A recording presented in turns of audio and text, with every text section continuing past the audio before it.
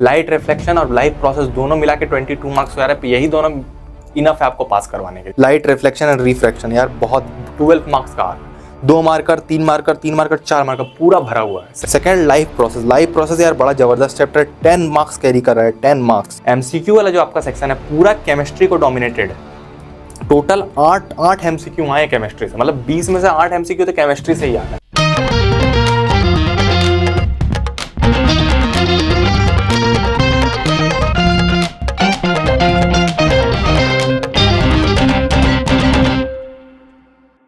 Hello everyone, this is प्रेम शर्मा और आज की वीडियो में क्लास 10 के बच्चों के लिए साइंस की वेटेज शीट लेकर आया हूं। इससे पहले भी हमने इस चैनल पर सोशल साइंस की वेटेज शीट, मैथमेटिक्स की और इंग्लिश की प्रोवाइड कर रखी, जिनका बच्चे फायदा उठा रहे हैं और मुझे बहुत अच्छा रिस्पांस मिला। भाई बच्चे बोले कि भैया हमें साइंस की भी चाहिए, देन मैंने साइंस का ला कर दिया। अगर आप इस चैनल पर नए हैं तो आप जाकर उनका भी फायदा उठा सकते हैं। ये जो वेटेज शीट है यार पूरी तरह सीबीएसई के सैंपल पेपर बेस्ड और ब्लू प्रिंट को पूरी तरह से एनालाइज करके बनाई गई, किस चैप्टर से कितना वेटेज आ रहा है।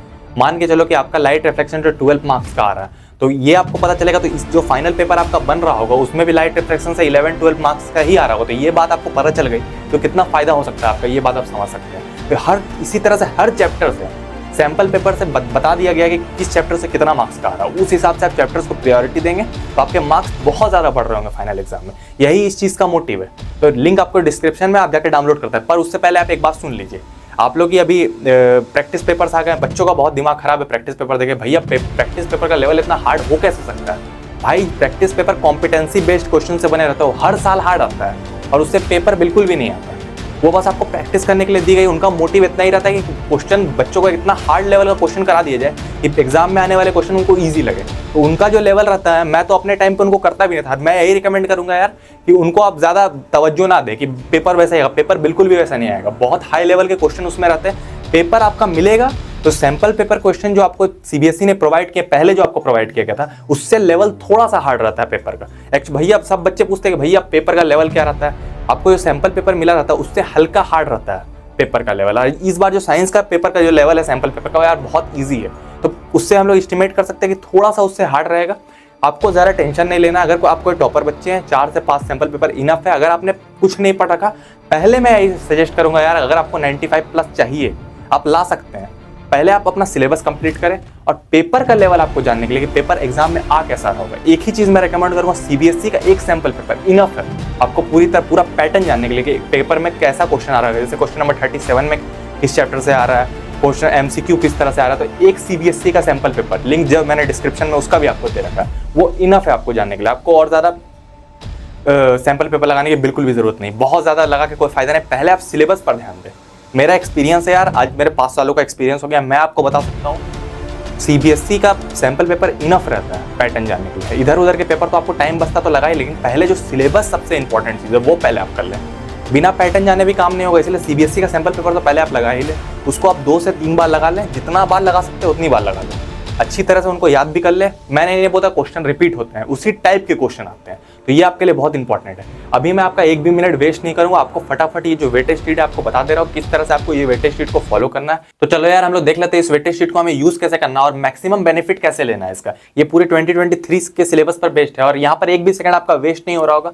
जो भी मैं बातें बताऊंगा आपको एक कॉपी में नोट कर लेना है या आपको देख लेना है, इसी तरह से इसको यूज करना है। सबसे पहले तो मैं देख ले रहा हूँ ये पूरी तरह 2023 के सिलेबस पर बेस्ड है, इधर उधर बिल्कुल भी नहीं हिलाया मैंने, ठीक है। और सबसे पहले हम लोग देख लेंगे यहाँ पर डिलीटेड सिलेबस को। डिलीटेड सिलेबस इंपॉर्टेंट है, पहले क्या नहीं पढ़ना है ये हमें देख लेना है। पीरियोडिक क्लासिफिकेशन ऑफ एलिमेंट बहुत दिमाग खराब करता रहा यार, इसको तो आपको बिल्कुल भी नहीं पढ़ना।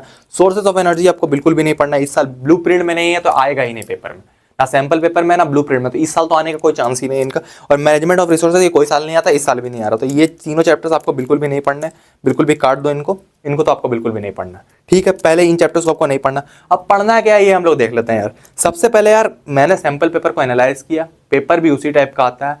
सैंपल पेपर में हर तरफ से लाइट लाइट एंड लाइट, सब तरफ लाइट ही भरा हुआ था। ये जो लाइट चैप्टर है फिजिक्स का यार, ये जो 2 चैप्टर, पहला चैप्टर ये लाइट रिफ्लेक्शन एंड रिफ्रैक्शन यार बहुत 12 मार्क्स का आ रहा है। 2 मार्कर 3 मार्कर 3 मार्कर 4 मार्कर पूरा भरा हुआ है। इससे एमसीक्यू इससे नहीं आ रहे हैं, पर ये जो वेटेज दे रहा है यार बड़ा हेवी वेटेज दे रहा है ये जो लाइट चैप्टर है। तो इसको आप पहले पढ़ ले, कुछ नहीं पढ़ रखा इसको आप पहले पढ़ ले, ये आपके लिए इंपॉर्टेंट रहेगा। सेकेंडरी में आपको रिकमेंड करूंगा, मैंने लाइन बाय लाइन दे रखा, कलर वाइज दे रखा। केमिस्ट्री के लिए येलो कलर दे रखा है, बायोलॉजी के लिए ग्रीन दे रखा है और फिजिक्स के लिए ब्लू कलर के चैप्टर्स दे रखे हैं। Second life process, life process यार बड़ा जबरदस्त चैप्टर, 10 मार्क्स कैरी कर रहा है, 10 मार्क्स, समझ सकते हो आप कितना हेवी 10 मार्क्स कैरी कर रहा है यार, ये भी बहुत इंपॉर्टेंट चैप्टर है। लाइट रिफ्लेक्शन और लाइफ प्रोसेस दोनों मिला के 22 मार्क्स आ रहा है, यही दोनों इनफ है आपको पास करवाने के लिए। तो ये जो चैप्टर है इतने ज़्यादा वेटेज रखते हैं, लाइफ प्रोसेस ज़्यादा इंपॉर्टेंट है यार, बिकॉज इससे 3 MCQ आ रहा है, आप समझ सकते हैं यार, 3 MCQ बहुत हेवी वेटेज रखता है। शुरू में 20 MCQ आते हैं, MCQ से ही आपका इंप्रेशन बनता है, तो लाइफ प्रोसेस को आप सही से पढ़ें, 3 MCQ इससे आ रहा है, ठीक है। लाइफ प्रोसेस उसके बाद देख लेते हैं हम, स्टार्टिंग से देख लेते हैं उसके बाद हम लोग, उसके बाद कि किस तरह से पढ़ना। सबसे पहले मैं आपको रिकमेंड करूँगा भाई आप केमिस्ट्री पहले कंप्लीट करें, फिर आप बायो करें, फिर आप फिजिक्स करें, इस मैनर में आप फॉलो करें, आपके लिए बेटर रहेगा। लेकिन मैंने फिजिक्स का जो चैप्टर आपको बताया लाइट रिफ्लेक्शन, ये आपको रेडी करके रखना, ज्यादा वेटेज का मार्क्स आ रहा है। अब जैसे कि एक और चैप्टर के बारे में मैं आपको बारे में बता, जैसे ह्यूमन आई से मुझे क्वेश्चन नहीं मिला, पर ये एग्जाम में आ रहा है, इससे क्वेश्चन मिला नहीं मेरे को, पर इससे एग्जाम में वेटेज आ रहा है। मैं इसको 0 नहीं कह सकता क्योंकि ये सिलेबस में हो सकता है इससे 5 मार्क्स का आ जाए, तो नहीं कह सकते। लेकिन लाइट रिफ्लेक्शन से ज्यादा वेटेज आ रहा है, और ह्यूमन आई को आपको तवज्जो नहीं देना ज्यादा, बिकॉज CBSE ने ज्यादा दे नहीं रखा सैंपल पेपर में ह्यूमन आई को।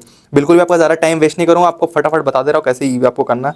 Chemical reaction in equation 6 mark का 6 मार्क का आ रहा है, 3 MCQ आ रहा है, इसलिए इंपॉर्टेंट बन जाता है। एसिड बेस एंड साल्ट से MCQ वाला जो सेक्शन है यार आपका, जो CBSE के सैंपल पेपर में था, MCQ वाला जो आपका सेक्शन है पूरा केमिस्ट्री को डोमिनेटेड है।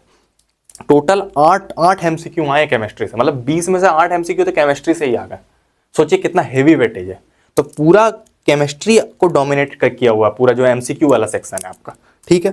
फिर हम लोग आते हैं लाइफ प्रोसेस। लाइफ प्रोसेस क्या है यहाँ पर, अब जो देखिए जो हेरिडिटी एंड एवोल्यूशन है, मैंने कंट्रोल कोऑर्डिनेशन को नीचे रखा बिकॉज बहुत कम वेटेज रख रहा है कंट्रोल कोऑर्डिनेशन, सिर्फ 3 मार्क का आ रहा है, इसलिए सबसे लास्ट में आप इसको पढ़े। आवर एनवायरनमेंट, बहुत बच्चे बोलते हैं भैया कहाँ का चैप्टर है आवर एनवायरनमेंट, तो भाई मेरे ये आवर एनवायरनमेंट बायोलॉजी का चैप्टर है, भले वो नीचे दिया हुआ, पर ये बायोलॉजी का चैप्टर, ये वेटेज अच्छा रखता है, ईजी चैप्टर है, तो आप इसको भी देख ले, 5 नंबर का आ रहा है इससे। रिप्रोडक्शन को उतना तवज्जो ना दे, बड़ा चैप्टर है, लेकिन फिर भी देना है, कहीं 6 मार्क्स का आ रहा है, एक 5 मार्क का रहा है, हर साल की तरह इस बार भी एक 5 मार्क का आ रहा है इससे।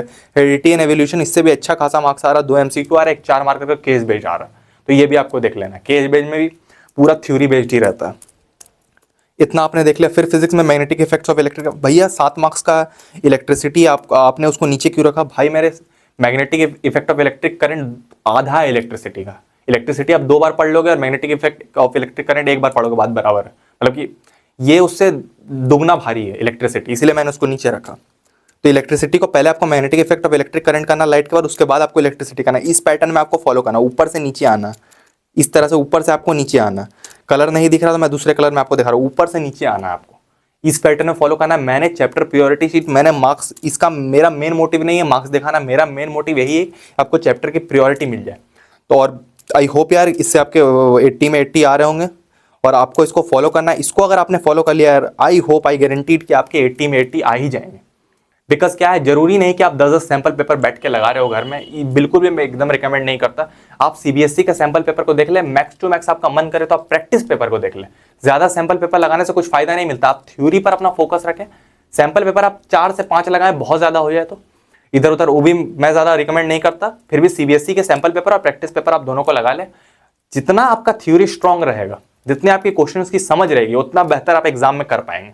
सैंपल पेपर तो सिर्फ पैटर्न को देखने के लिए रहता है, तो पहले आपको सिलेबस कंप्लीट करना, उस पर आपको ज्यादा फोकस करना कि मेरा सिलेबस कैसे कंप्लीट हो रहा हो, पहले उस पर आपको फोकस करना। उसके बाद ये सारी चीजें तो होती ही रहती है। तो ठीक है यार, मिलते हैं हम लोग किसी और वीडियो में। किसी भी चीज की आपको जरूरत हो, वीडियो के नीचे आप कमेंट कर सकते हैं कि भैया हमें ये अलग ये कंटेंट चाहिए, वो कंटेंट आपके लिए आ रही होगी।